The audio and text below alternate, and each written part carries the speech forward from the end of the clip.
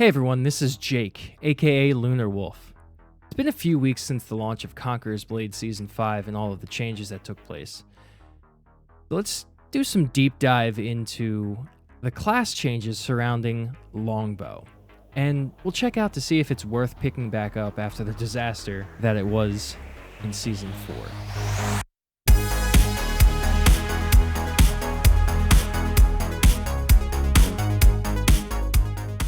So quickly, let's recap the changes here. As you all know, in Season 4, it was nerfed pretty heavily into the ground with a huge stamina debuff, arrow trajectory debuffs, overall damage debuffs on the explosive arrow and whatnot, and they added some slightly different mechanics to it. So this season, they kind of scaled things differently. Stamina is now returned on a successful hit or critical hit headshot, and returned in varying quantities relative to that type of hit. When you draw and shoot your bow, you get some of that expended stamina back if you hit someone. Pretty simple. They also added a stamina meter next to the targeting reticle, which is honestly one of the most incredible things that they've done for that class. The marksman skill was also changed to make it more impactful. It used to grant piercing damage and armor penetration for a short duration. And now, instead, it'll take your next non-charged shot and boost it to that of a fully charged shot in terms of damage within 15 seconds of casting the skill. While cool in theory, I haven't really seen myself or many other Longbow players actually utilize this, as the damage boost just doesn't really warrant dropping the escape skill or one of the other damage skills that provide additional effects.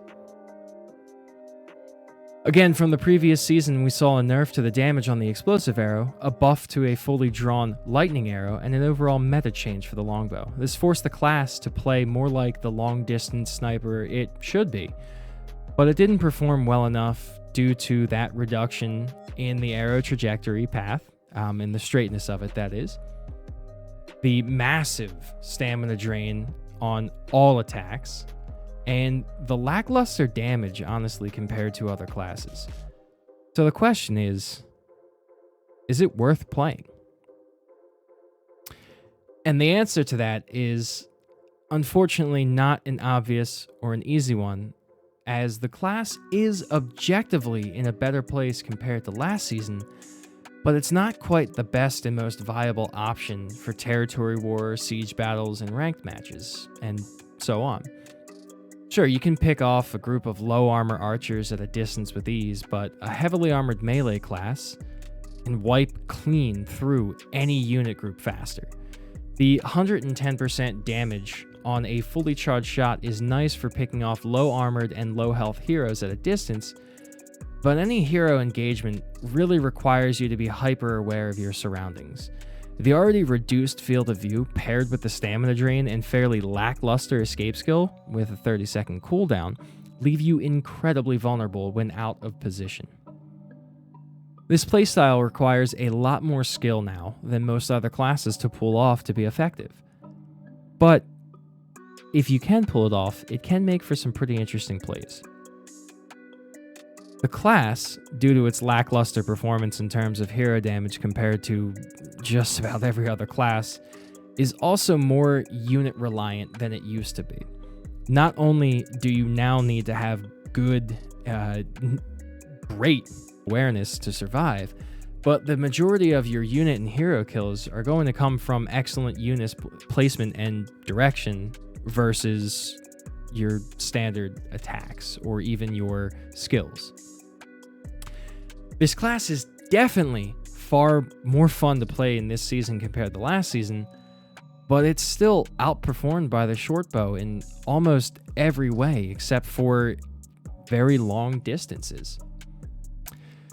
So how can we make this class more accessible to players and balance it more in line with the other range classes? Well, I'm no real expert on this, but my suggestion would be go out on the idea of the long-range sniper aspect. Give a larger boost to hero headshot damage. I feel like they tried to make this class a long-range sniper, but the total time to kill with all the skills and normal shots coupled with the arrow trajectory changes and the stamina drain is far too long compared to just about every other class in the game here. Keeping everything else about the class the same as it currently is, that is the stamina regen and the stamina drain on attacks, the lower dodge capabilities and kind of low survivability when you're out of position. Keep all that the same, but increase the crit damage greatly. What that will essentially do is put this into more of that high risk, high reward style class that it is. You sit back, you try and snipe and assist and pick off heroes and other units, but of course there's a counter to you, is that when anybody gets close to you, you're not staggering them constantly, you're not knocking them down constantly like a poleaxe, so enemies can get close to you if you're not careful. So having this kind of like high damage sniper class, I really do feel like would put the Longbow in a better, more niche place that gives it a relative viable option for people to play as. So, to answer my own question from earlier, is it worth playing Longbow in Season 5? Well, it depends. The class is objectively worse than its range counterparts in almost all aspects aside from damage at a much greater distance, or actually being able to hit your target outside a pretty decent distance there.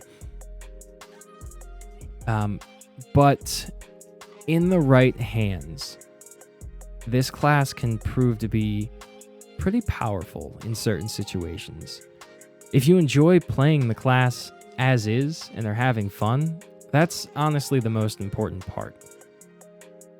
I do feel like there needs to be some changes to it to bring it back in line to more of a viable option, and not be so overshadowed by some of the other range classes.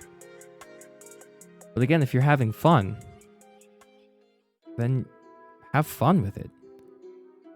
It's a very interesting class to play. I enjoy playing it. I enjoy playing some other classes this season more, but I definitely enjoy playing Longbow, and it felt like it made a bit of a comeback compared to last season when it was just in utter shambles. So the verdict is in. Is it worth playing? Worth playing if you have fun. If you like the content, please leave a like and subscribe. If you agree or disagree with me, please leave a comment giving me your ideas of how to better balance this class, or tell me it's fine as is. And come check me out on Twitch at twitch.tv/LunarWolf. I'm still finalizing my stream schedule, but you can find me streaming most days. Thanks for watching.